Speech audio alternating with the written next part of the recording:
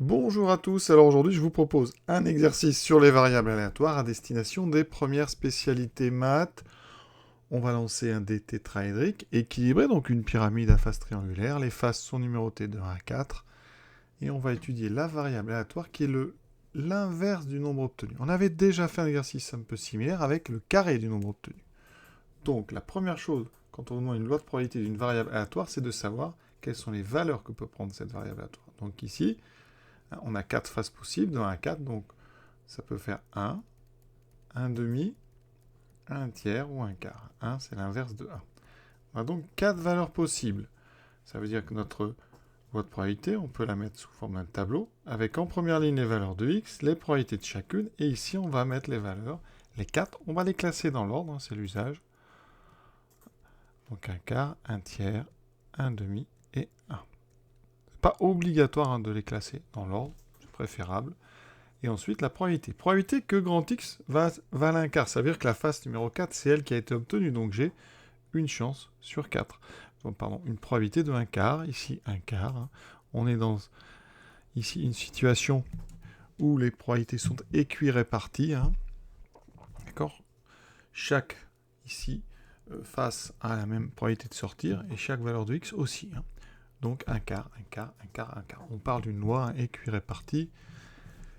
Donc ça, c'est ce qu'on appelle la loi de probabilité de x, avec 4 valeurs possibles et les probabilités associées. Maintenant, le calcul de l'espérance, hein, autrement dit, hein, si on jette un grand nombre de fois, à quelle moyenne on peut s'attendre sur donc les valeurs, sur les sommes des valeurs sur les valeurs de x plutôt.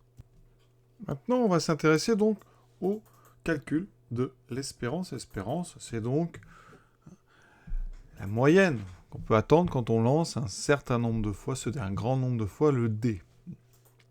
Alors, pour calculer une espérance, la formule, c'est somme des PI xi, d'accord, pour toutes les valeurs de x. Donc ici, on a 4 valeurs, donc en considérant ici x1, x2, x3, x4, ça sera la somme de i égale 1 à 4 des PI fois xi. Autrement dit, P1 fois x1, donc 1 quart fois 1 quart, plus P2 fois x2, 1 quart fois 1 tiers, puis 1 quart fois 1 demi, puis 1 quart fois la vente. On obtient donc une factorisation par 1 quart, ensuite 1 quart, plus 1 tiers, plus 1 demi, plus 1. C'est la somme des inverses des 4 premiers nombres entiers non nuls. Il n'y a pas de formule, donc on est obligé de tout mettre au même dénominateur. Alors ici, dénominateur commun, ça va être 12.